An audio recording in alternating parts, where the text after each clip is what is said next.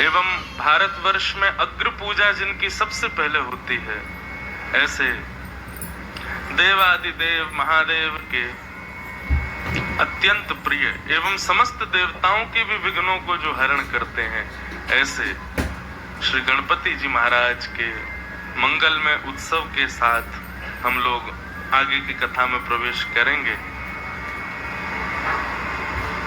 विघ्नहर्ता श्री गणेश जी को बारंबार प्रणाम करते हैं। बंधुओं, हमारे जगन्नाथ जी को तो सबसे प्रिय श्री गणेश जी हैं। एक दिन मैंने कथा में सुनाया भी था कि केवल एक भक्त के प्रेम की निष्ठा के फलस्वरूप श्री जगन्नाथ जी अपने जन्मोत्सव के दिन, ज्येष्ठ पूर्णिमा के दिन गणपति वेश धारण करते हैं।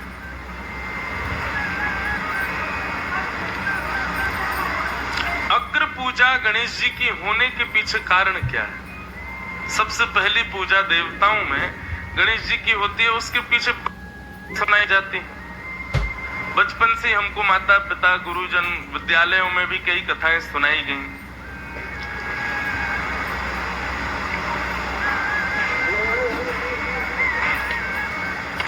पर गजाननं भूतगणाधीसेवितं कपित्थजम्बो फलचारुभक्षणम् उमासुतं शोकविनाशकारकं नमामि विघ्नेश्वर पादपङ्कजम्। गणेश जी की सबसे पहले पूजा होती है, उसके पीछे एक कारण बताया गया। हमारे गुरुदेव सुनाया करते थे कथा, उमा सुतम शोक विनाश कारकम। अपने माता पिता की परिक्रमा कर ली पूरे विश्व की जगह, इसलिए भी गणेश जी की अग्र पूजा बताई जाती है। बहुत सावधानी से सुने सब लोग। परंतु एक कारण बहुत सुंदर सुनाया गया। एक बार पार्वती जी ने ब्राह्मणों को निमंत्रित किया और ब्राह्मणों को खूब सारा प्रसाद पवा करके उनको बिल्कुल तृप्त कर दिया। ब्राह्मण तीन चीज से प्रसन्न होता है: शिव पूजान्ते, संध्यांते शिव पूजान्ते, भोजनान्ते तथैव च त्रिभिर्पक्षे त्रिभिर्मासे त्रिभिर्वर्षेण सिद्ध्यति। ब्राह्मण को 3 बार प्रणाम करने का विधान बताया गया। पहला बताया संध्यांते, जब ब्राह्मण प्रातःकालीन संध्या करे, अपना संध्या वंदन गायत्री करे, तिलक आदि लगावे, जैसे ही अपने आसन से उठे तुरंत प्रणाम करो। या फिर अपने घर में शिव की पूजा कराओ, रुद्राभिषेक कराओ, उसमें ब्राह्मण को बुला करके बढ़िया रुद्राभिषेक करवा के उसको दक्षिणा दो, प्रणाम करो। और या फिर अपने घर पर बढ़िया सुंदर प्रसादी बनाओ, प्रसादी ब्राह्मण को पवाओ, फिर दक्षिणा प्रदान करो।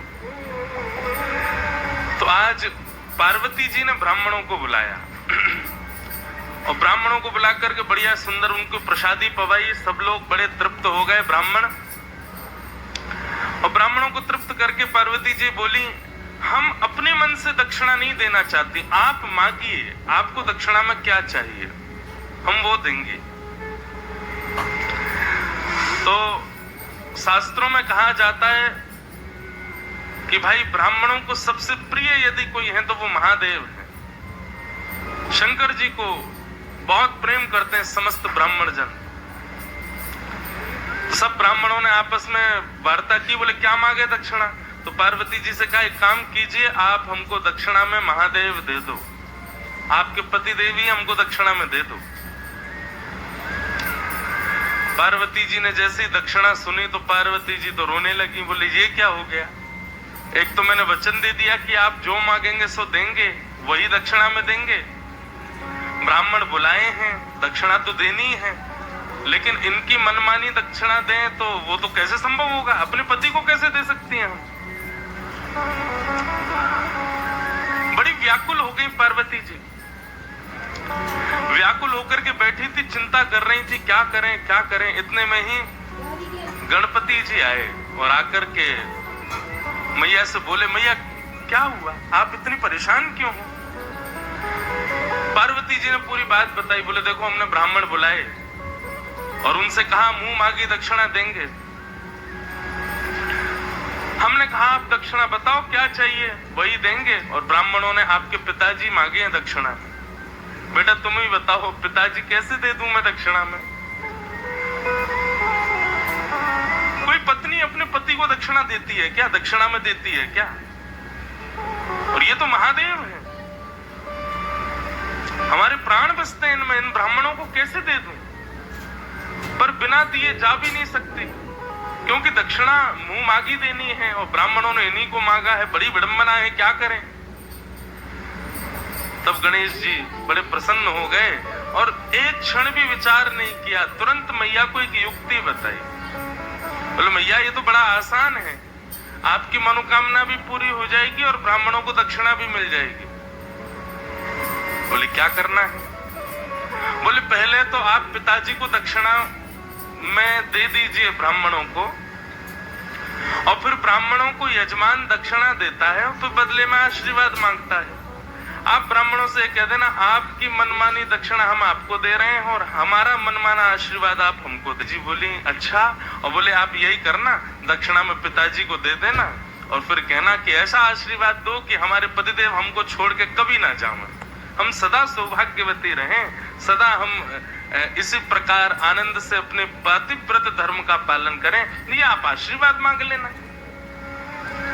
पार्वती जी तो बड़ी प्रसन्न हो गए।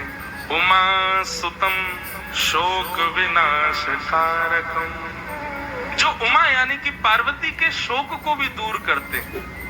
पार्वती को कैसा शोक? ऐसा शोक। पार्वती जी गई और जाकर के शंकर जी का हाथ ब्राह्मणों के हाथ में दे दिया। बोले लीजिए आपकी दक्षिणा। लेकिन ब्राह्मण देवता, दक्षिणा आपके मन की मिल गई, अब आशीर्वाद हमारे मन का दो। ब्राह्मण तो बड़े प्रसन्न हो गए। बोले मांग लो मैया, जो मांगोगी सो देंगे। नीचे बैठ करके पार्वती जी ने सर झुका के कहा कि ऐसा आशीर्वाद दीजिए कि हमारे पति एक क्षण के लिए भी हमसे कभी दूर ना जाए, हमारा पातिव्रत धर्म सदा बना रहे, हम सदा अपने पति की सेवा में बैठी रहे। ब्राह्मण देवता पहले तो दुखी हुए, बाद में मुस्कुरा गए और तभी देखे कि दूर महाराज मोदक खा रहे गणेश जी बैठे हैं। बोले कि यही है कारण, इन्हीं की ही बुद्धि है जो ये आपने आशीर्वाद मांगा है।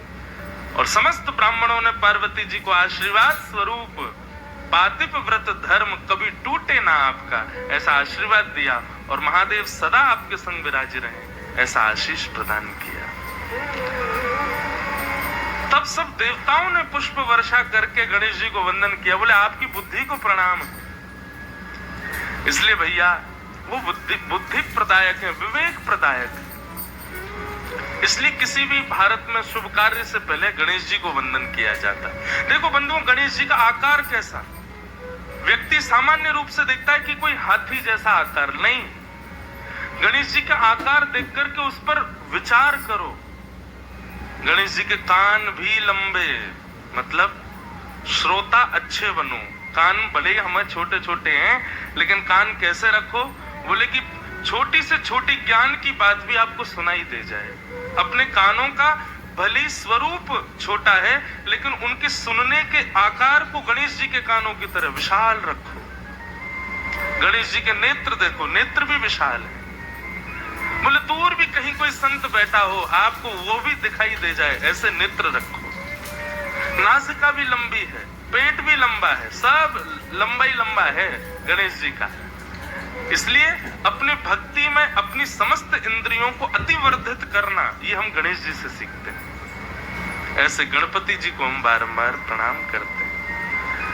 बंधुओं, हमारा हिंदू वैदिक सनातन धर्म ना, एक एक चीज इतनी साइंटिफिक है हमारे यहाँ पर कि आप किसी भी चीज पर प्रश्न नहीं उठा सकते कि ये ऐसा क्यों।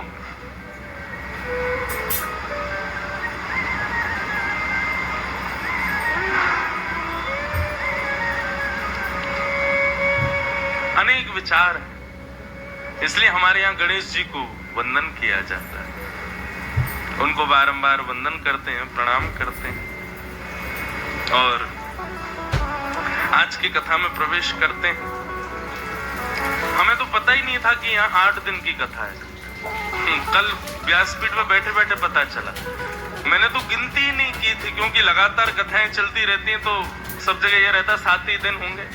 कहीं कहीं विशिष्ट रूप से 8 दिन की कथा होती है, तो मुझे लगा 7 ही दिन होंगे। परंतु कल जब यहाँ व्यासपीठ में पता चला कि 8 दिन की है, तो फिर एक दिन तो लॉटरी में मिल गया हमको। अच्छा है, आज का दिन और विस्तार से कुछ भाव सुनेंगे, नहीं तो आज बड़ी भागदौड़ करनी पड़ती कृष्ण जन्म के लिए। परंतु बड़ा सुंदर ये संयोग। बंधुओं, सत्संग के लिए एक क्षण भी प्राप्त हो, उसको भी बहुमूल्य बताया गया। एक क्षण भी भगवत चर्चा सुनने के लिए मिले तो उसके लिए भी बताते हैं, भाग्योदयेन बहुजन्म समर्जितेन सत्संग मम च लभते पुरुषो यदा वै अज्ञान हेतु कृतमोह मदांधकार नाशम विधाय हितदोदयते विवेक। एक नहीं, अनेक जन्मों के हमारे पुण्य जब फलीभूत होते हैं तब हमको सत्संग प्राप्त होता है। थोड़ी देर के लिए किसी संत का प्रवचन मिलता है, किसी वैष्णव की वाणी सुनने को मिलती है, किसी ब्रजवासी से कुछ सुनने को प्राप्त होता है। परंतु 7 दिन और उसमें भी एक और एक्स्ट्रा 8 दिन के लिए किसी भगवत वाणी को सुनने का अवसर मिले तो ये तो बहुत बड़ी कृपा है ठाकुर जी की। तो हम लोग कथाक्रम में चलें, उसी बीच में जो जो भाव मन में आएंगे उन्हीं को श्रवण करेंगे। कल हम लोगों ने श्रवण किया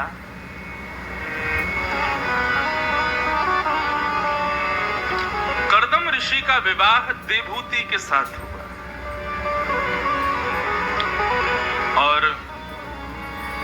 कर्दम देवहूति के यहाँ 9 पुत्रियां हुई और 9 पुत्रियों के बाद जैसा भगवान ने वरदान दिया था, 10वें पुत्र के रूप में मैं आऊंगा और 10वें पुत्र के रूप में भगवान कपिल का प्रादुर्भाव हुआ। बहुत ध्यान से सुनिएगा, एक एक शब्द बहुत सुंदर है। कपिल देवहूति संवाद। कपिल भगवान धीरे धीरे बड़े हुए। पिताजी को तो पता था कि साक्षात भगवान है, मां को भी पता था, पर पिता ने सही समय जान करके अपने पुत्र कपिल को प्रणाम किया और कहा कि अब मुझे आज्ञा दो, मैं वन में जाके भजन करूं, मेरे संसार का निर्वहन पूरा हो गया है। बंधुओं,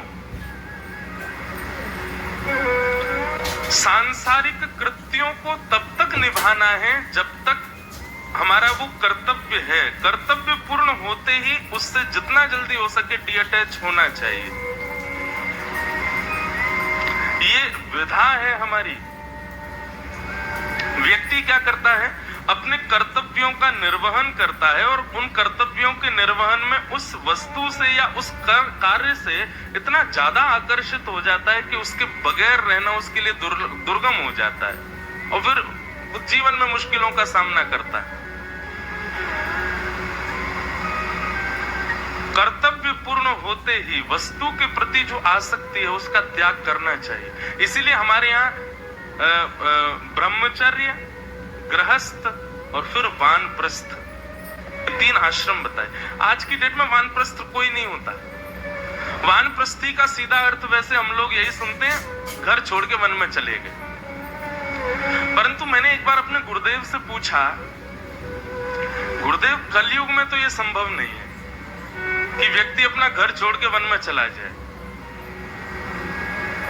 और राजा महाराजाओं के समय पर राजा महाराजा चले जाते थे, उसके पीछे भी कारण एक था बंधुओं, कि राजाओं के पास इतना उपभोग करने की सामग्री होती थी कि उसका भोग कर करके उनकी क्षुधा निवृत्त हो जाती थी, इसलिए वो वन में चले जाते थे।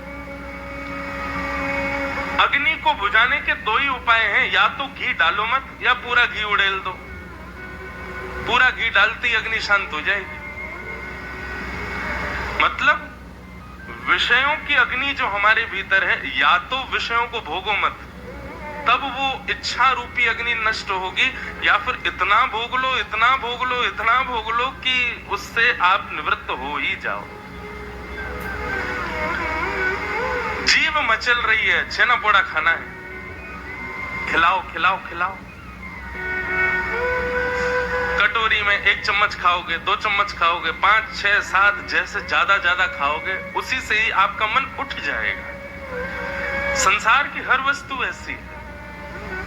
तो राजा महाराजाओं का वन में जाने का एक लॉजिक ये था कि उनके पास उपभोग की इतनी सामग्रियां थी, इतना उपभोग कर लेते थे कि वो चले ही जाते थे, फिर उससे ऊब ही जाता था मन।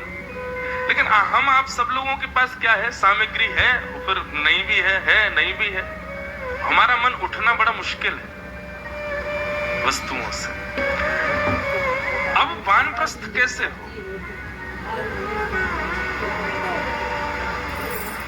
हमारे गुरुदेव ने बहुत सुंदर उत्तर दिया।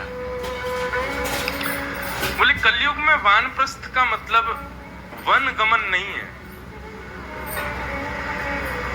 कलयुग में मैंने कल भी कहा था, तन की क्रियाओं से ज्यादा मन की क्रियाएं प्रभावशाली होती हैं। इसलिए कलयुग में क्या करें? बोले तन से भले वन ना जाओ, पर मन से वानप्रस्थी हो जाओ। और वानप्रस्थी का मतलब विषय भोगों के प्रति इच्छाएं ना होना।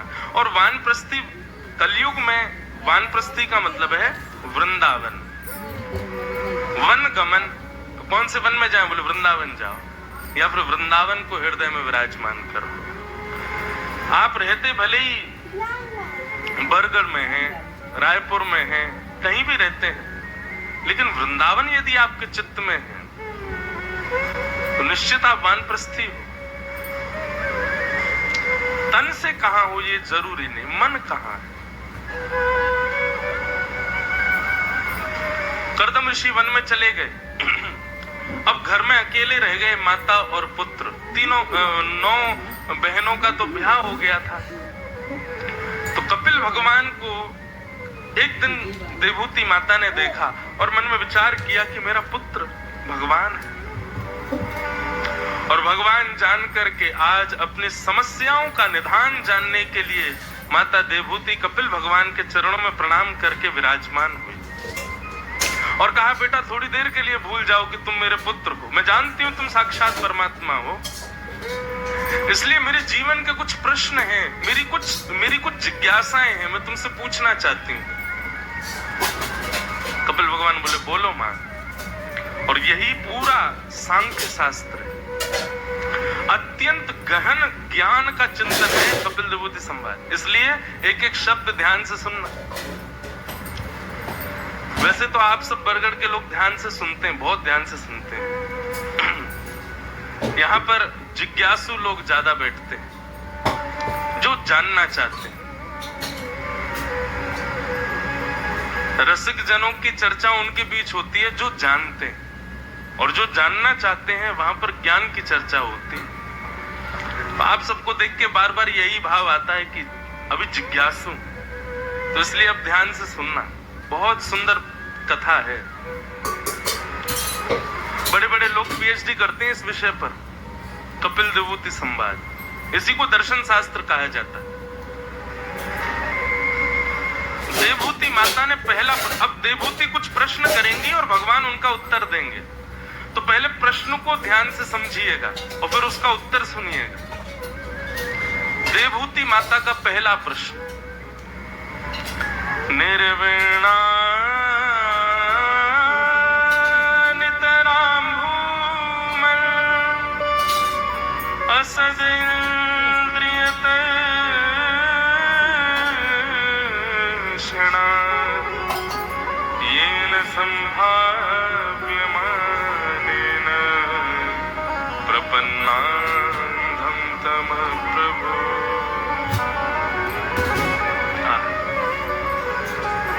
देवहूति माता कहती है, भगवान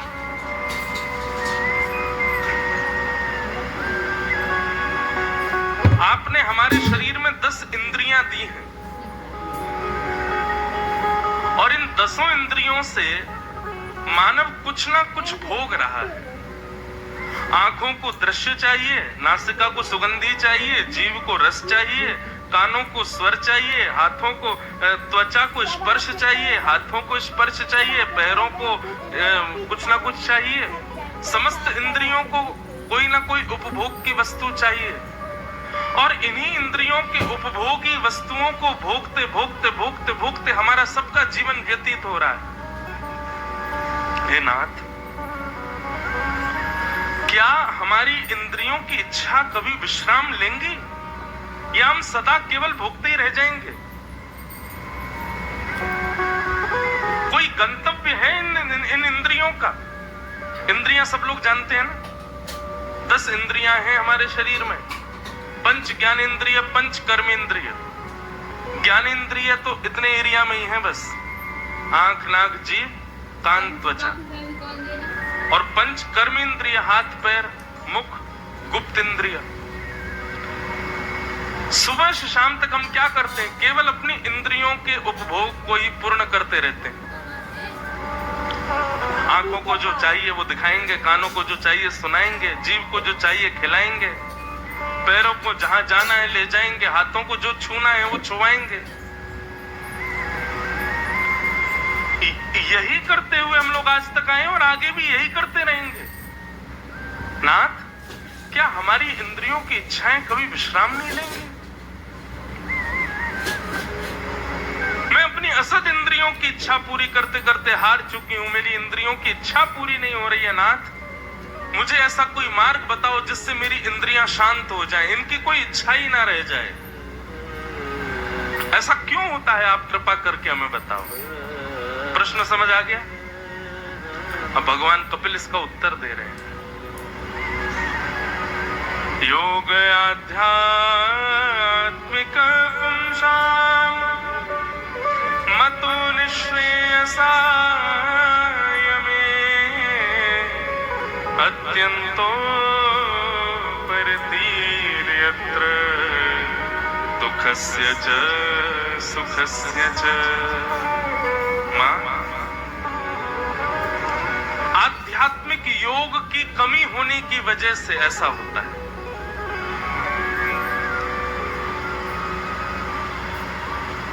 एक बात कहें, आप जब किसी आध्यात्मिक व्यक्ति को देखेंगे ना तो आपको एक चीज अनुभव आएगी, उसकी ज्यादा इच्छाएं नहीं है।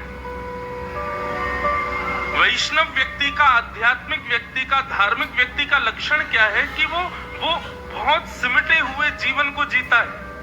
वो ज्यादा विस्तार नहीं करता अपने जीवन का। संतों को देखिए, एक से वस्त्र पहनते हैं, बाल भी नहीं रखते, गुटमुंडा कर लेंगे, और कोई रखेगा भी तो जटा रखेंगे।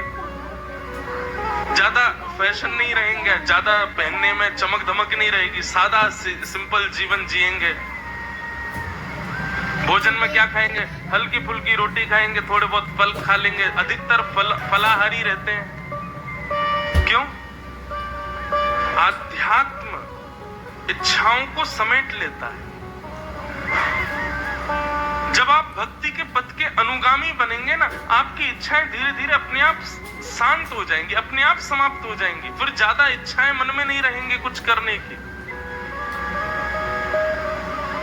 हमारे गोवर्धन में एक भक्त हुए, उनका नाम था कुंभन दास। क्या नाम था? जोर से बोलो। हाँ, कुंभन।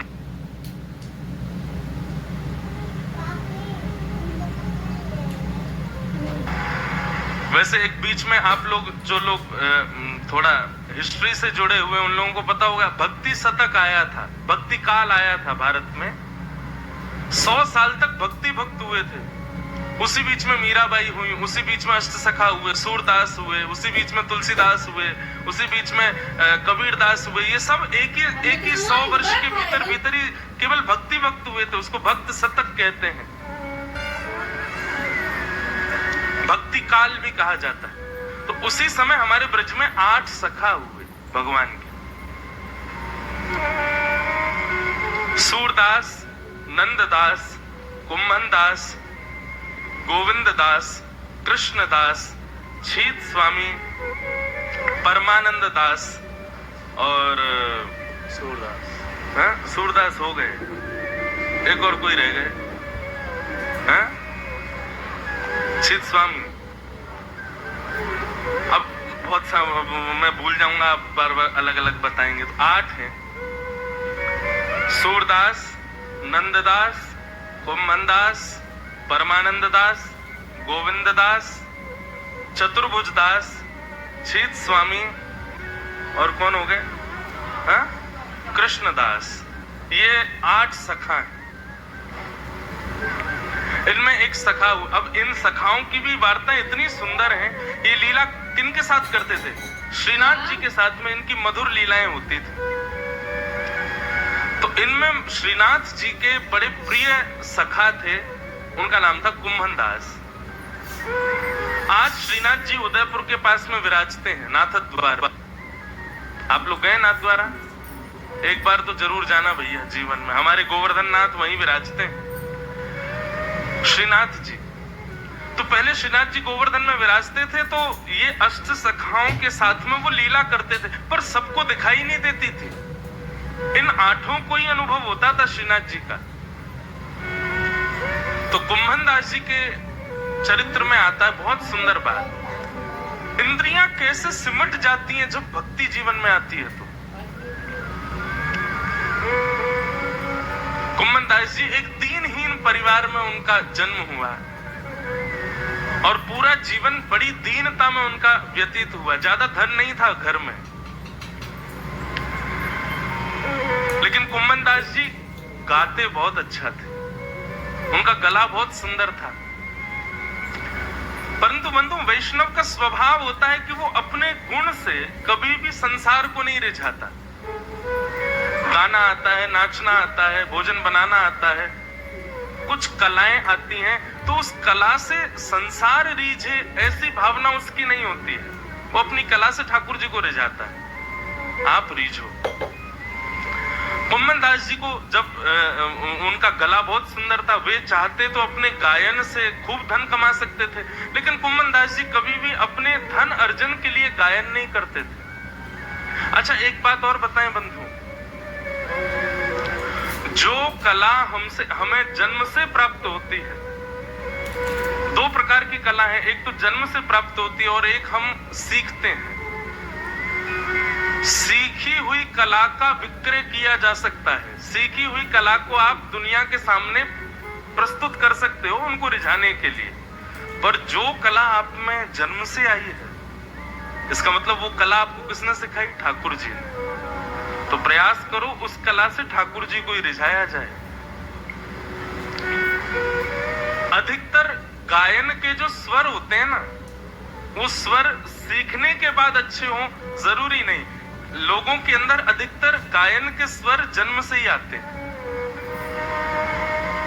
इसलिए हमारे भक्ति के भाव में बताया जाता है, ठाकुर जी को जप, तप, नियम, प्रेम, साधन आदि इन सब से भी ज्यादा सहजता से प्राप्त किया जा सकता है यदि व्यक्ति पर गाना आता हो। ठाकुर जी को गायन ज्यादा प्रिय है।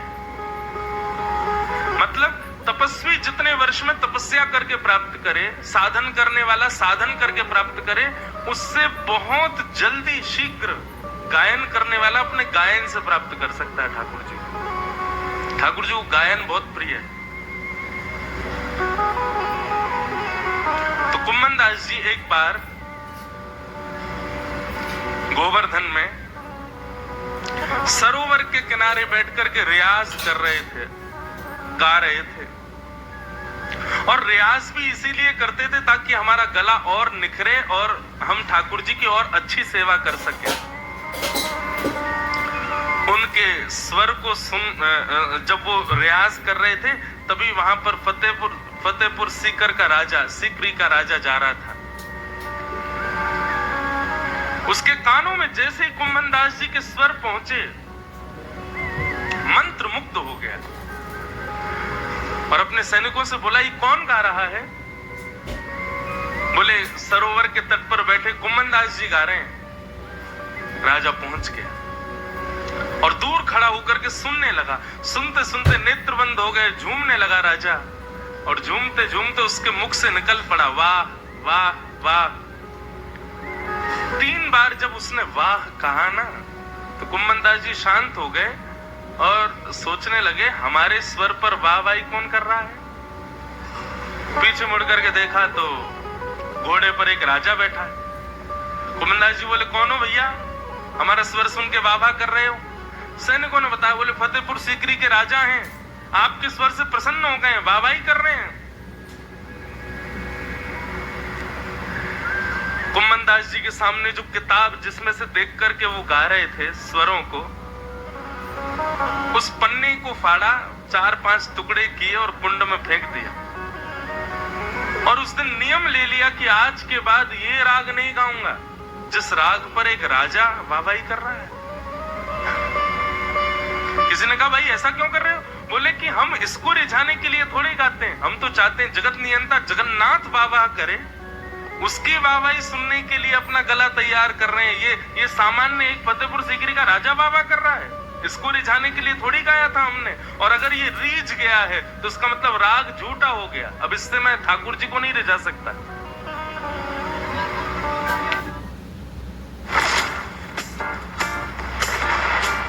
அதிகாரத்தையும் பணபலத்தையும் எதிர்த்து மக்கள் சந்தோஷமா இருக்கணும்னா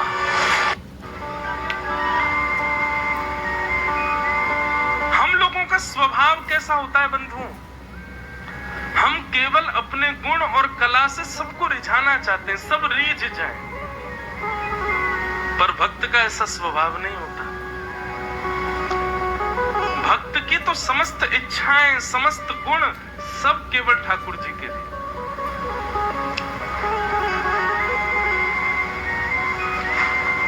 कुम्मन दास जी के घर में इतना भी धन नहीं था कि वो तिलक आरसी में देख करके लगा सके। आरसी भी नहीं थी उनके घर में।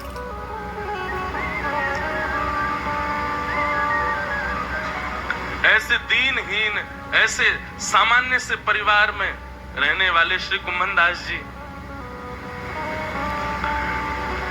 राजा को उनका स्वर दिन रात सताने लगा। सैनिकों को कहा जाओ जाकर के कुम्मन दास जी को बुला करके लाओ, मैं उनका स्वर सुनना चाहता हूं। कुम्मन दास जी के पास सैनिक पहुंचे, बोले कि महाराज आपको फतेहपुर सीकरी के राजा ने बुलाया है।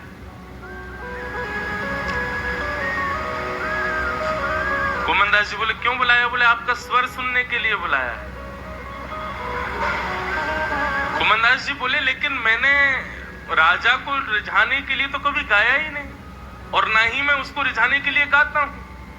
आप राजा से जाके मना कर दीजिए कि मेरा स्वर केवल ठाकुर जी की सेवा के लिए, मैं उसकी सेवा में नहीं आ पाऊंगा।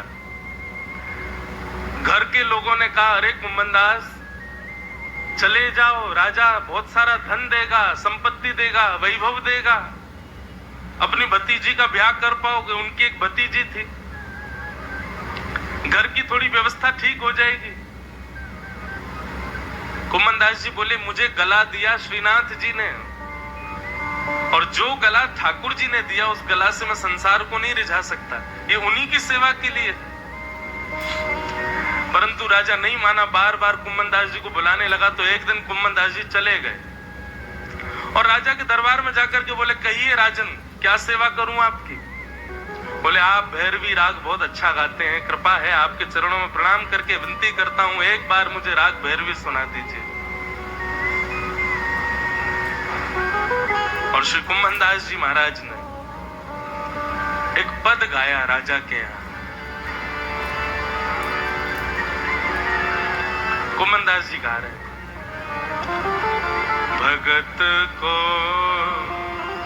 कहाँ सीख री सो काम, भगत को कहाँ सीख री सो काम।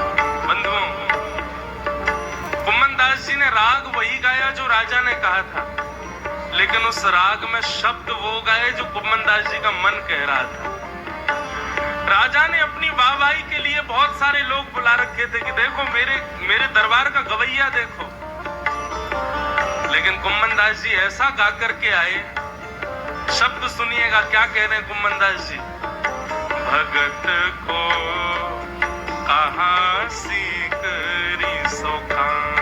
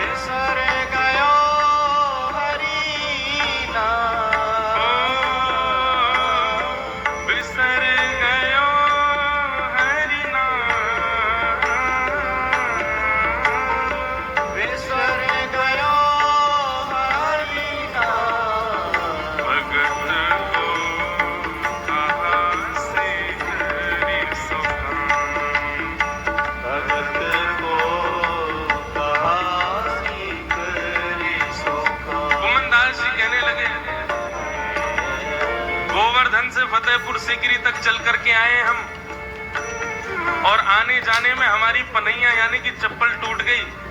कुमनदास जी गा रहे हैं, और चप्पल टूटवे की वजह से बिना चप्पल के चलना पड़ो, और बिना चप्पल के चलवे की वजह से पामन में पड़ गए छाले, और वो छाले पड़वे की वजह से जो 24 घंटा हरि स्मरण में हमारा मन लगा रहता था, वो मन चला गया पैरों के छाले में।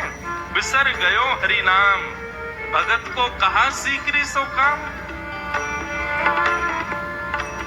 राजा बोला ये गा तो बढ़िया स्वर रहे हैं, लेकिन ये शब्द क्या बोल रहे हैं? चप्पल टूट गई, पनैया टूट गई, बिसर गयो हरि नाम, ये क्या गा रहे हैं? कुमनदास जी कह रहे हैं, जाको मुख देखत दुख लागत, जाको मुख देखत दुख लागत, जाको मुख देखत दुख लागत, जाको मुख देखत दुख लागत, ताको करण पड़ी परनाम, ताको करण पड़ी परनाम, कुम्भन दास लाल गिरधर बिन, कुम्भन दास लाल गिरधर बिन, कुम्भन दास लाल गिरधर बिन, कुम्भन दास लाल गिरधर बिन, और न दूजो का, और न दूजो का, जगत को आसी करी सका, जगत दे आसी करी सका, कि भगत को कहाँ सी करी सका, भगत को कहाँ सी करी सका। जाको मुख देखत दुख लागत, ताको करन पड़ी परनाम, कुम्भन दास लाल गिरधर बिन और न दूजो काम। आज हमारे जीवन का सबसे काला दिन है। क्यों? बोले जिसका मुख देखने में हमको बिल्कुल अच्छा नहीं लगता, आज उसके सामने हमको सर झुकाना पड़ रहा है। राजा के सामने खड़े होकर के बोल रहे हैं। यह है भक्ति का भाव। बिल्कुल भय नहीं है कुमनदास जी को, और बिल्कुल लोभ भी नहीं है कि मैं इसको रिझाऊं, अच्छा गा लूं ताकि ये रीझ जाए, खूब धन दे दे। वहां भी अपने भक्ति को प्रधानता दे रहे हैं। राजा ने अपनी लाज बचाने के लिए कुमनदास जी से जाकर कहा, वाह वाह कुमनदास जी, आपने बहुत बढ़िया गाया, देखो आपने कितना सुंदर स्वर गाया, सबके रोंगटे खड़े हो गए, बताइए मैं आपको क्या दक्षिणा दे दूं, मैं कुछ देना चाहता हूं। कुमनदास जी अपनी झोली फैला करके बोले, जो मांगूंगा सो दोगे? राजा बोला, हाँ दूंगा। बोले पहली दक्षिणा तो ये दे दो कि आपका मुख हमको अब जीवन में कभी दिखाई ना दे, आप हमको कभी मत दिख।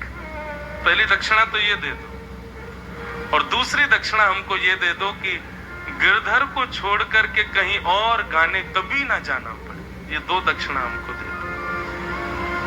हम अपने स्वर से आपको और संसार को रिझाना चाहते ही नहीं है। मुझे पीड़ा होती है जब मेरा स्वर सुनकर के कोई सांसारी व्यक्ति वाह वाह करता है। मुझे नहीं चाहिए, मैं केवल ये चाहता हूं कि श्याम सुंदर मुझसे सदा प्रसन्न रहें, बस। ये भक्ति का स्वरूप है बंधु। हम लोग कैसे हैं पता है? हमें पता चल जाए सामने वाला व्यक्ति ना तो हमारे गुण की कदर करता है, ना हमारी कदर करता है, लेकिन क्योंकि वो धनवान है, क्योंकि उसका नाम बहुत है, क्योंकि वो अतिश्रेष्ठ है, फिर भी हम लगे रहते हैं उसको पटाने में। ये रीझ है हमसे, इससे हमारा संबंध बने। आपके गुण की, आपके भाव की और आपकी जितनी अच्छी कदर श्री जगन्नाथ जी कर सकते हैं उतनी अच्छी कोई नहीं करेगा संसार। इसलिए अपना प्रत्येक गुण महाप्रभु को प्रदान करो, उन्हीं को प्रदत्त करो, उन्हीं के सन्मुख रखो। भगवान कपिल बोले, मां, इंद्रियों में बार बार इच्छाएं प्रकट होने का कारण है आध्यात्मिक योग की कमी, सत्संग की कमी। जब व्यक्ति सत्संगी बन जाता है, जब व्यक्ति आध्यात्म के पथ का पथिक हो जाता है, तो उसकी इंद्रियों की इच्छाएं सिमट जाती हैं, कम होने लग जाती हैं। अच्छा, आप बाकी के दिन की बात छोड़ो, 7 ही दिन उठा लीजिए, आज चौथा दिन है। 7 दिनों के लिए आप लोग कथा सुन रहे हैं, तो कई सारे आपके सांसारिक व्यवहार जो आप हमेशा करते हो, उन सब से अभी छुट्टी पर हो। सब लोग ना तो पूरी नींद ले पा रहे हो, आयोजक परिवार जो यहां बैठा है, ना तो पूरी नींद ले पा रहे हो, प्रसाद पा रहे हो, लेकिन बस चलते फिरते उठते खाते किसी के में से पूड़ी खा ली, कहीं से कोई सब्जी खा ली, बस पानी पी लिया, हो गया।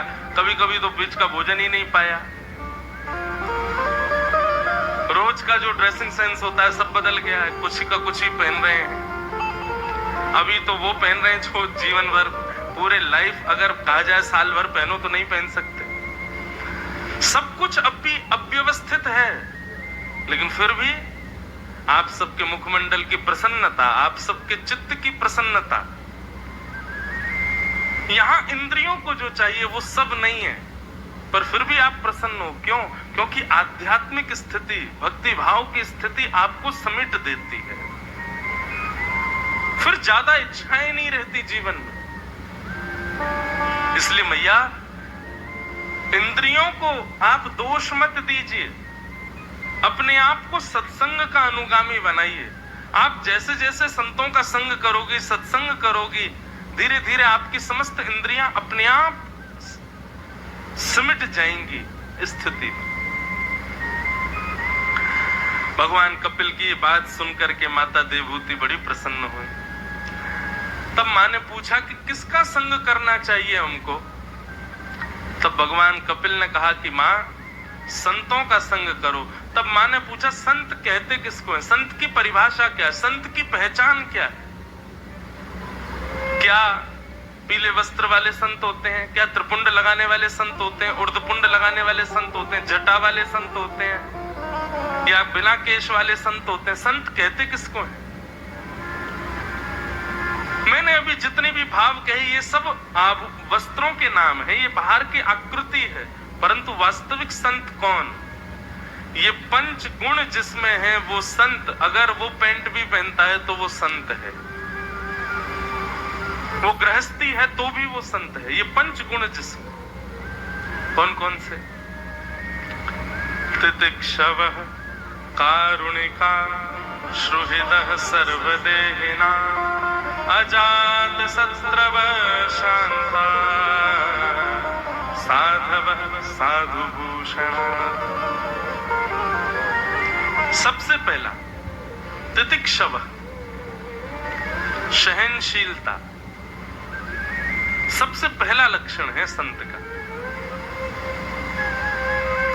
सही बताइएगा, आप दूसरों को तो छोड़ो। अच्छा, एक बात और बता दूं बड़ा क्लियरली, ये 5 गुण आपको किसी में नहीं मिलेंगे, है ही नहीं, तो इसका मतलब संत है ही नहीं। हाँ, आध्यात्मिक लोगों में फिर भी दिखने को मिल सकते हैं, लेकिन आप अभी अगर मैं ये 5 गुणों का व्याख्या करूं तो आज तक आप जितने भी लोगों से मिले उनमें ये गुण नहीं दिखेगा आपको। और दूसरों में देखने की क्या कहो, आप में खुद में नहीं होंगे ये गुण। ये 5 गुण किसी में देखने को नहीं मिल सकते, और भगवान कहते हैं इन्हीं 5 गुण वालों का संग करना प्रारंभ करो। सबसे पहला सहनशीलता। हम बिल्कुल सहनशील नहीं है। सहनशीलता, हमारी ही अवगुण यदि कोई बता दे तो 2 मिनट में हमारी सहनशीलता खत्म हो जाती है। बिल्कुल सहन नहीं करना आता हम लोगों को। एक क्षण का भी वियोग, एक क्षण का भी भाव हमसे सहन नहीं होता। पहला लक्षण सहनशीलता, दूसरा लक्षण कारुणिका। कारुणिका मतलब दया, सबके ऊपर दया। पता नहीं क्यों दया कभी कभी जन्म लेती है और कभी कभी तो हम इतने निर्दयी हो जाते हैं, इतने निर्दयी हो जाते हैं कि ये भी विचार नहीं करते भाई ऐसा नहीं करना चाहिए। अच्छा, कई लोग हैं वो बाहर से दिखाते हैं कि बड़े दयावंत हैं, लेकिन भीतर ही भीतर बड़े निर्दयी हैं। पाप और पुण्य केवल करने से ही लगते हैं ऐसा नहीं है, सोचने से भी लग जाते हैं। मनसा वाचा कर्मणा, 3 प्रकार से पाप लगते हैं। आप गलत करोगे तो भी पाप लगेगा, आप गलत बोलोगे तो भी पाप लगेगा, और इन सबसे ज्यादा पाप लगेगा ना तो आपने किया ना बोला, लेकिन सोच लिया मन में, उसका ज्यादा पाप लगता है। तो दया तो केवल कई बार दिखावा बन जाती है, हम लोगों में है नहीं, और हम सदा दयावंत रह भी नहीं सकते। तो सबसे पहला लक्षण हमारे भीतर क्या होना चाहिए? सहनशीलता, दूसरी दया, और तीसरी सुहृदः सर्वदेही नाम, सबका भला हो, सबका मंगल हो। जब परिस्थिति आती है तो सबको ये लगता है बस मैं बच जाऊं कैसे भी, और मेरे बच जाएं, सबका मुझे नहीं पता। और ये सब हमने देख लिया कोविड काल में। कोविड टाइम में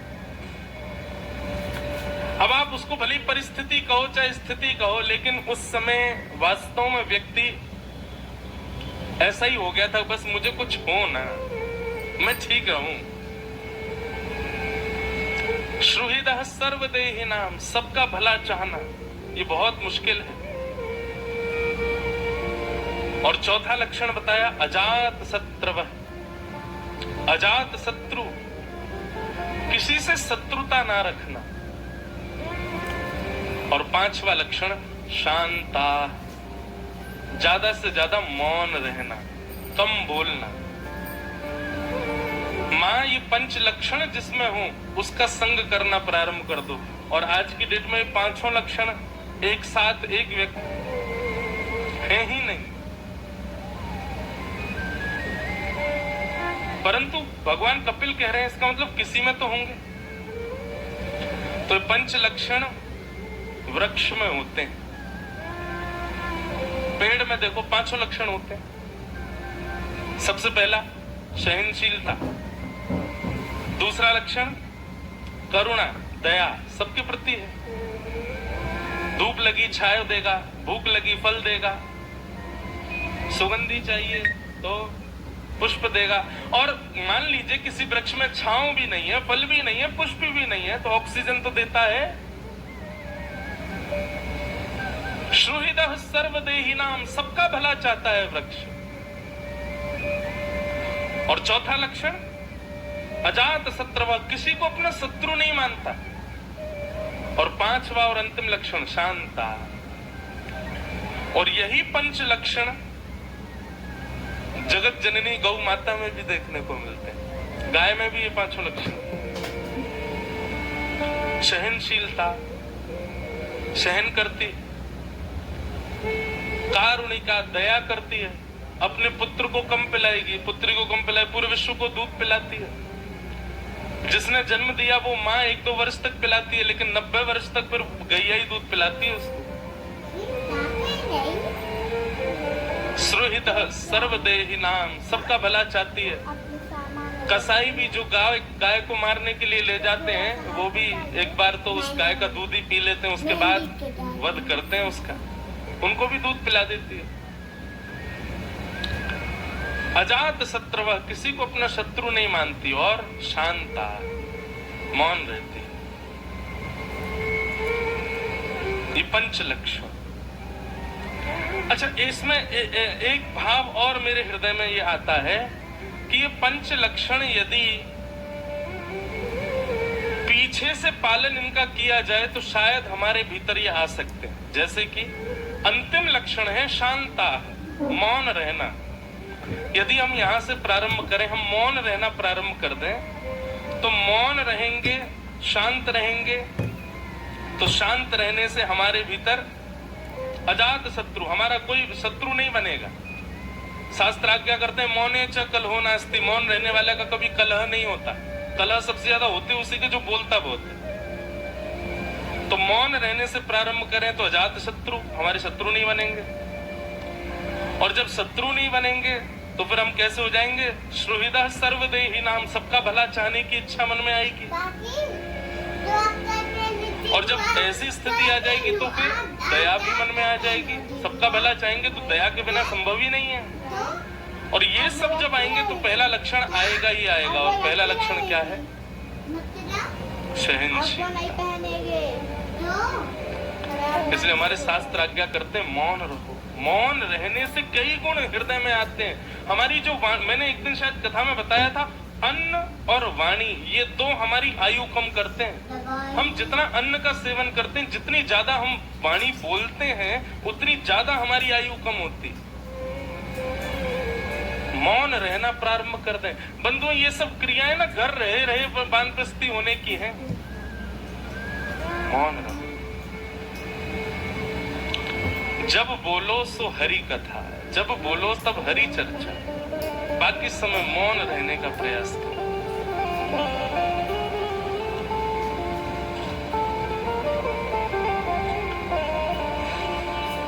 अजात शत्रवः शांता साधवः साधुभूषणा। इस प्रकार ये पंच लक्षण बताए और कहा मैया इनका संग करना प्रारंभ कर दो जिनमें ये 5 लक्षण हो। यदि आप ऐसा करेंगे तो आपकी इंद्रियां अपने आप शांत होने लग जाएंगी, इंद्रियों की इच्छाएं अपने आप विश्राम लेंगी।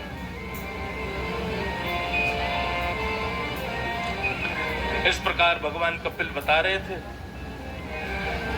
मैया ने अगला प्रश्न किया, भगवान मन एकाग्र कैसे हो, मन एक जगह कैसे टिके?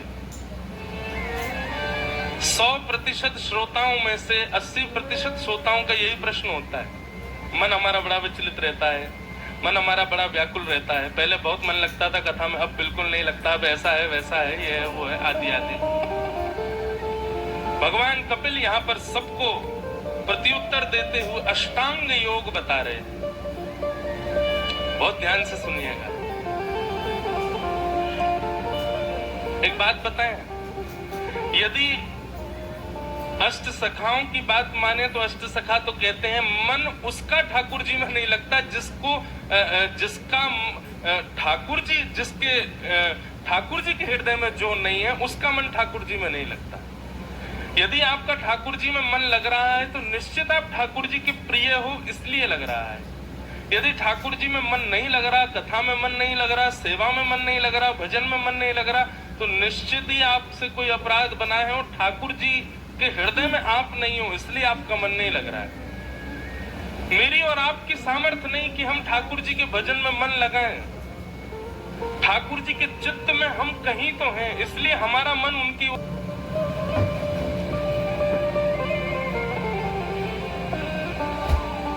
एक बड़ी सुंदर पंक्ति गाते हैं हमारे यहाँ भजन की।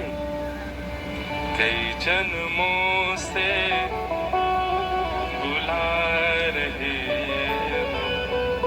कोई तो नाता जरूर होगा, नजरों से नजरें मिला न पाऊं, मेरी नजर का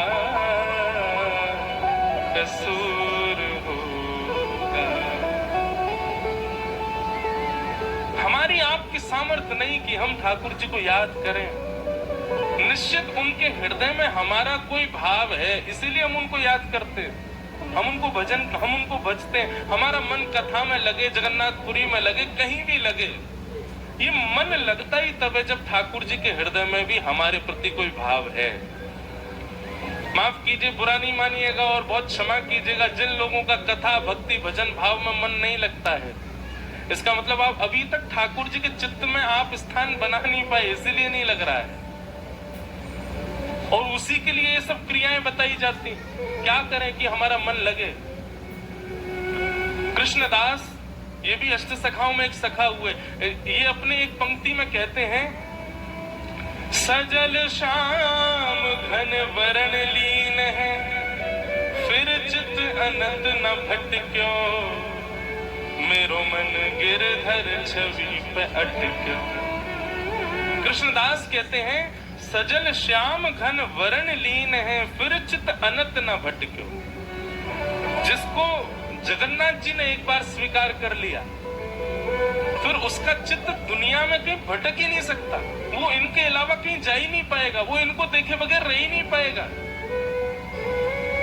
हम लोग इनके बिना रह लेते हैं, इनकी कथा के बिना रह लेते हैं, इनके भजन के बिना रह लेते हैं। इसका मतलब क्या है? अभी तक ठाकुर जी ने हमको अपने चित्त से स्वीकार नहीं किया। आप कितना भी स्वीकार करो जगन्नाथ जी को, उसमें कोई बड़ी बात नहीं है।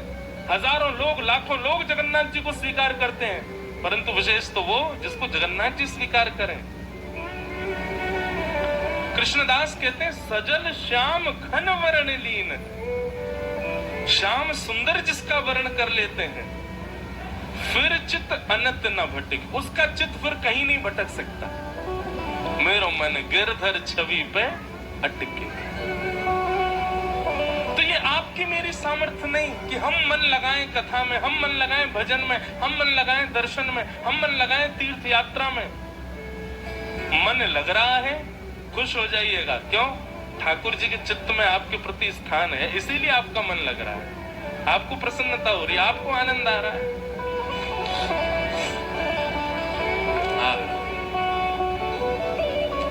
अब यहाँ पर बंधुओं 8 प्रकार के योग बताए हैं। बहुत ध्यान से सुनो, सब लोग इधर देखो, सावधानी से सुनो। 8 प्रकार के योग हैं। आज घनश्याम आ गए हैं, थोड़ी बहुत देर में उतरने वाले होंगे नीचे की उतर गए, उतरने वाले। घनश्याम, घनश्याम कौन है? आकाश के बादल ही घनश्याम। जगन्नाथपुरी से उड़े होंगे, अब यहाँ अभी लैंड करेंगे थोड़ी बहुत देर में।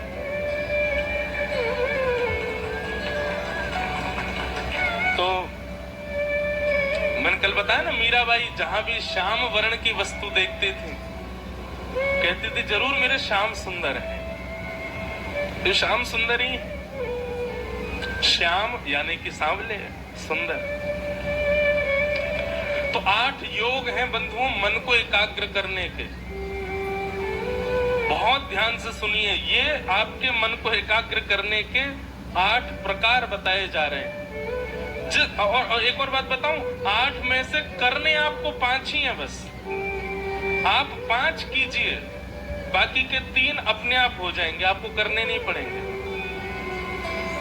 5 कौन कौन से हैं? सबसे पहला यम।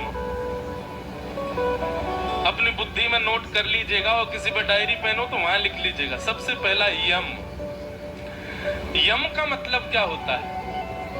यम का मतलब अपनी इंद्रियों की इच्छाओं के दमन को यम कहते हैं। मन में कोई इच्छा प्रकट हो और हम उस इच्छा को पूरी करते हैं तो हमारा मन और बिगड़ जाता है। इसलिए बंधुओं सदैव याद रखो, इंद्रियों की कभी भी कोई भी इच्छा हो उसको पूरा नहीं करना है। सांसारिक इच्छा, भगवत संबंधी इच्छा हो तो निश्चित पूरी करनी है, लेकिन सांसारिक इच्छा यदि मन में कोई प्रकट हो उसको पूर्ण नहीं करना है। जैसे जीव की कुछ खाने की इच्छा है और आप तुरंत जीव को वो चीज दे दोगे तो निश्चित है कि आपकी जीव बिगड़ती चली जाएगी। और ये बात तो हम सब लोग जानते हैं, बच्चों को कुछ चाहिए तो माता पिता प्रयास करते हैं, उनको नहीं देते। क्यों? यदि बच्चों की सारी इच्छाएं माता पिता बचपन से पूरी करते हैं, उन बच्चों के बिगड़ने के चांसेस बहुत होते हैं। इसी प्रकार बंधुओं ये सब 10 इंद्रियां जो हैं हमारे बच्चों के जैसी हैं। जीभ की इच्छा होती पिज्जा खिलाओ, आंखों की इच्छा होती न्यूजीलैंड दिखाओ, कानों की इच्छा होती है हमको फलाने संगीत सुनाओ, हाथों की इच्छा होती है ऐसा स्पर्श कराओ, पैरों की इच्छा ऐसे स्लीपर्स पहनाओ। परंतु आपको क्या करना है? इंद्रिय जब संसारिक इच्छा करे तो उस इच्छा को पूर्ण नहीं करना, उस इच्छा से कुछ विपरीत वस्तु इंद्रियों को देनी है। उससे इंद्रियों को इंडिकेशन मिलेगा कि ये हमारा गुलाम नहीं है, हम कितना भी कहती हैं ये दिखाओ, वो कराओ, ये खिलाओ, लेकिन कुछ भी नहीं देता। इससे क्या होगा, इंद्रियां फिर बाद में इच्छा करने में घबराएंगी। अधिकतर इच्छाएं ज्यादा उनकी पैदा होती हैं जो इच्छाओं को पूर्ण करते आते हैं। इसलिए अष्टांग योग का पहला योग है यम। अपनी इंद्रियों को दमन कीजिए, उनकी इच्छाएं पूरी मत कीजिए। दूसरा अष्टांग योग का अर्थ है नियम। कोई भी बंधुओं एक नियम रखो, और नियम कब तक करना है, जब तक वो नियम हमारी आदत बन जाए, वो नियम हमारी जरूरत बन जाए, तब तक। जैसे राम जी का नियम क्या, प्रातः काल उठ के रघुनाथा माता पिता गुरु नावहि माता। चाहे कुछ हो जाए, माता पिता को सर नवाए बिना रहते नहीं राम जी। आप कहेंगे 14 वर्ष वन में रहे, तब कैसे किया? रोज प्रातः काल उठते, और राम जी उठते ही नेत्र बंद करके माँ कौशल्या, दशरथ जी, सुमित्रा, केकई सबको नमन करते, स्मरण करते और उनको प्रणाम करते। एक नियम कोई रखिए। इस नियम में सुबह उठ के चाय पीना, ये मत कर लेना। महाराज जी ने कहा एक नियम करना है, 365 दिन हम चाय पीते हैं महाराज। ये नियम नहीं, नियम कोई भगवत संबंधी होना चाहिए। सब लोग इधर देखो, सावधानी से सुनो, विचलित मत होना हवा से और ये काले बादलों से। अभी तो बरसेंगे बहुत जोर से, आप तो सुनो। पहला यम, दूसरा क्या है, जोर से बोलो, नियम। यम नियम। बोलो जगन्नाथ महाप्रभु की जय। जय जगन्नाथ, जय जगन्नाथ, जय जगन्नाथ, जय जगन्नाथ, जय जगन्नाथ,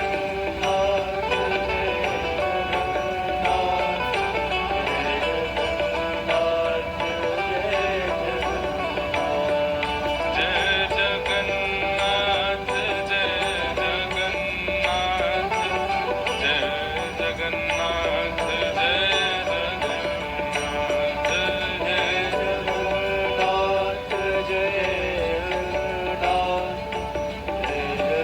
उच्च स्वर में गाइए सब लोग। प्यारो जगन्नाथ, प्यारो जगन्नाथ, प्यारो जगन्नाथ, प्यारो जगन्नाथ, प्यारो जगन्नाथ, प्यारो जगन्नाथ, प्यारो जगन्नाथ, प्यारो जगन्नाथ।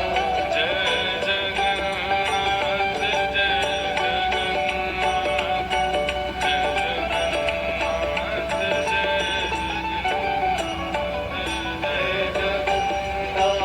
जय जगन्नाथ। तो व्यास जी को ये अभिषेक कर रहे हैं। वाह। महाप्रभु श्री जगन्नाथ की तालियां आगो।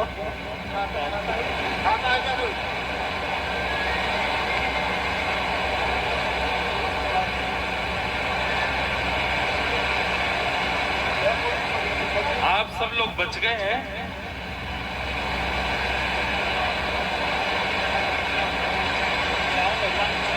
वाह।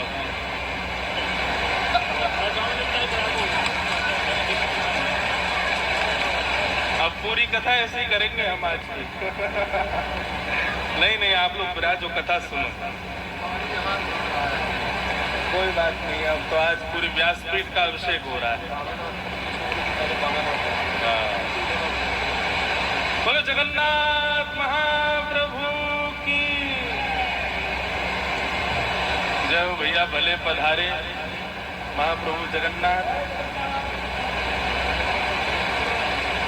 अब इतनी देर बैठे क्या करें, कथा तो आप लोग सुनोगे नहीं, तो कीर्तन ही करो। सब साज भी बंद है, हाथ से करताल बजा के गाओ। थोड़ी बहुत देर और देखें, और नहीं अगर विश्राम होंगे तो फिर सोचेंगे क्या करना है। जय जगन्नाथ, जय बलदेव, जय सुभद्रा, जय लीला लीलाचल धाम जय जगन्नाथ।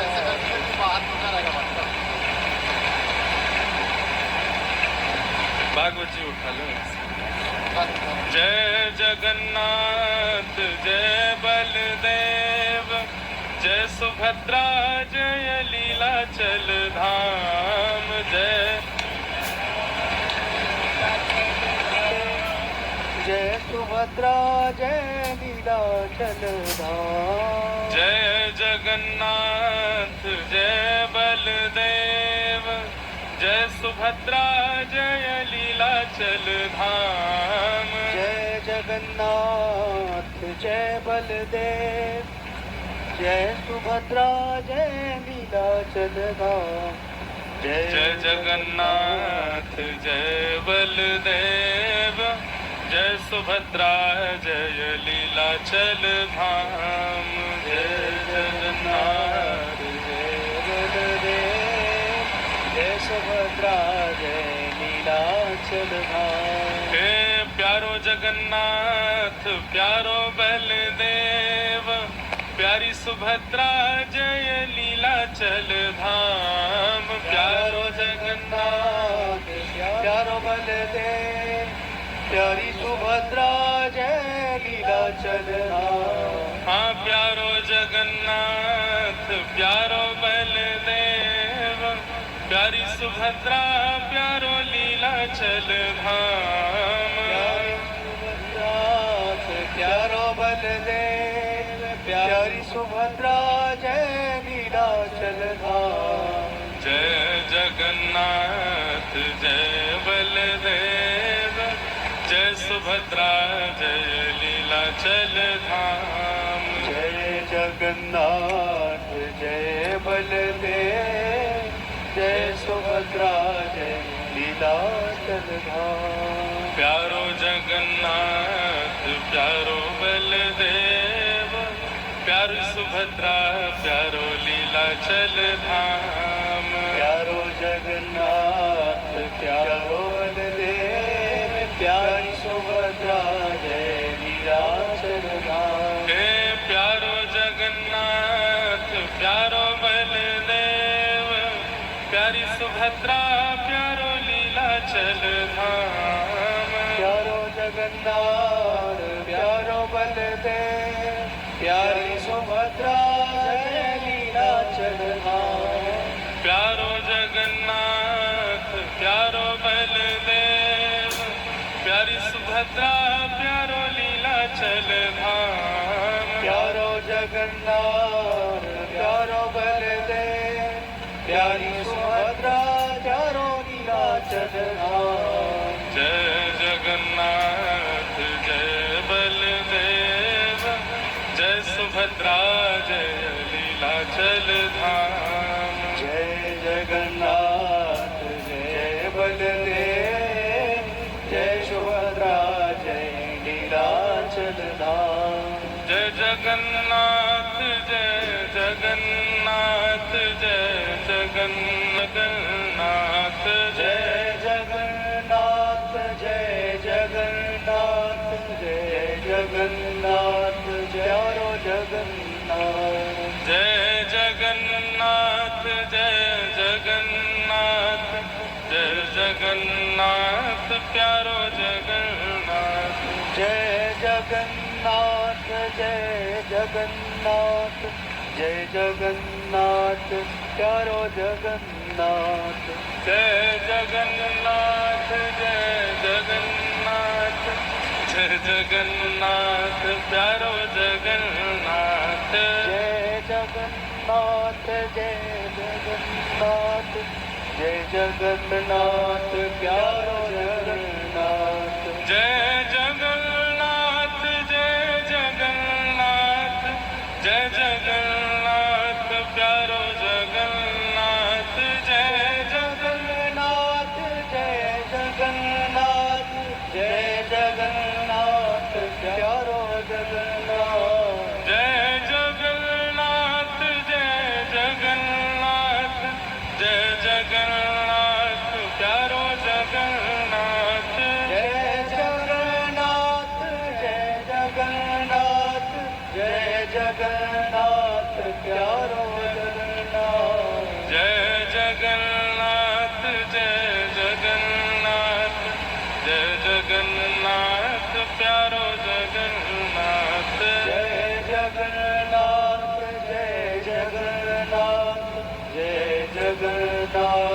प्यारो जगन्नाथ प्यारो जगन्नाथ प्यारो जगन्नाथ प्यारो जगन्नाथ प्यारो जगन्नाथ प्यारो जगन्नाथ प्यारो जगन्नाथ प्यारो जगन्नाथ प्यारो जगन्नाथ जय जगन्नाथ जय जगन्नाथ जय जगन्नाथ जय जगन्नाथ जय जगन्नाथ जय जगन्नाथ जय जगन्नाथ प्यारो जगन्नाथ जय जगन्नाथ जय जगन्नाथ जय जगन्नाथ प्यारो जगन्नाथ जय जगन्नाथ जय जगन्नाथ जय जगन्नाथ प्यारो जगन्नाथ जय जगन्नाथ जय जगन्नाथ जय जगन्नाथ प्यारो जगन्नाथ जय जगन्नाथ जय जगन्नाथ जय जगन्नाथ प्यारो जगन्नाथ जय जगन्नाथ जय जगन्नाथ जय जगन्नाथ प्यारो जगन्नाथ जय जगन्नाथ जय जगन्नाथ जय जगन्नाथ प्यारो जगन्नाथ जय जगन्नाथ जय जगन्नाथ जय जगन्नाथ जय जगन्नाथ जय जगन्नाथ जय जगन्नाथ जय जगन्नाथ प्यारो जगन्नाथ जय जगन्नाथ जय जगन्नाथ जय जगन्नाथ प्यारो जगन्नाथ जय जगन्नाथ जय जगन्नाथ जय जगन्नाथ जय जगन्नाथ जय जगन्नाथ जय जगन्नाथ जय जगन्नाथ प्यारो जगन्नाथ जय जगन्नाथ जय जगन्नाथ जय जगन्नाथ प्यारो जगन्नाथ श्रुत कमला कुछ मंडल धृत कुंडल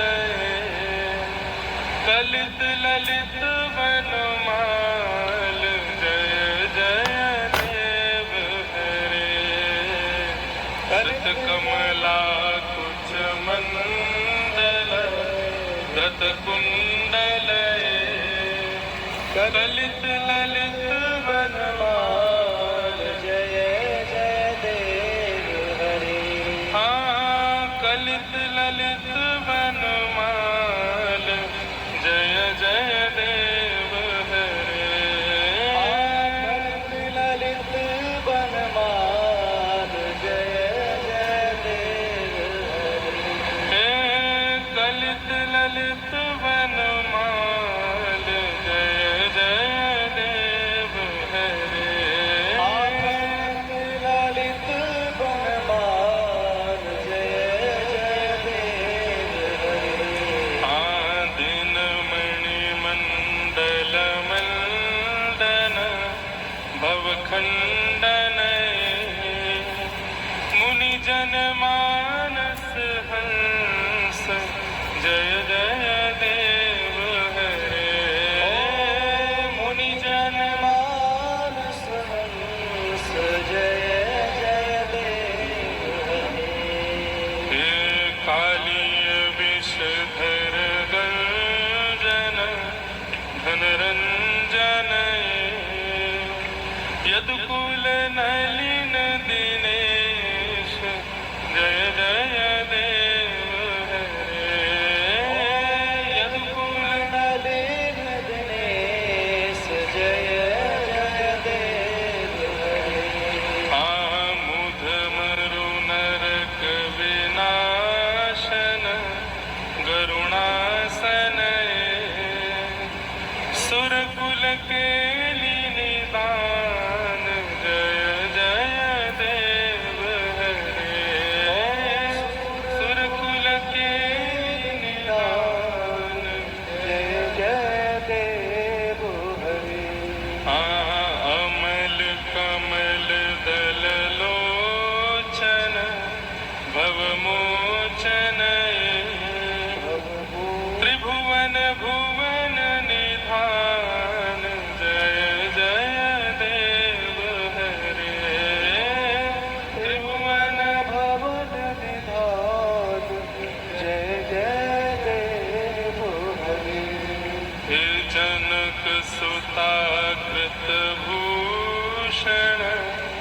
जित दूषण समरसमित दस कंठ जय जय देव हरे समर समित दस कंठ जय जय देव हरे अभिनव जलधर सुंदर धृत मंदर श्रीमुख चंद्र चकोर जय जय देव हरे श्रीमुख चंद्र चकोर जय जय देव हरे तव चरण प्रणतावयम् इति भावये कुरुकुशलं प्रणतेषु जय जय देव हरे कुरुकुशलं प्रणतेषु जय जय देव हरे श्री जयदेव कवेरइदं कुरुते मुदं मङ्गलमञ्जुलगीतं जय जय देव